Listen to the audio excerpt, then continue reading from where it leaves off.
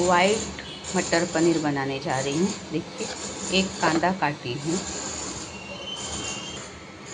4-5 कली काजू का, 2 कली लहसुन का और अदरक, इसका पेस्ट बनाने जा रही हूँ, और 1 टमाटर।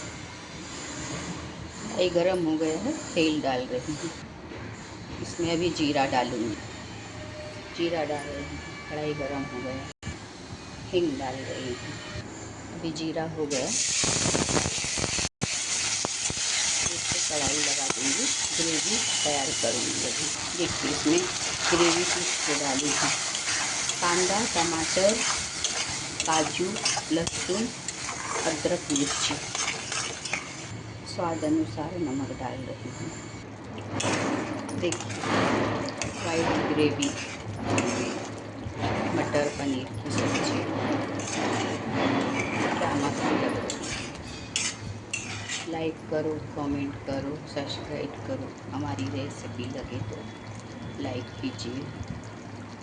Thank you, bye bye.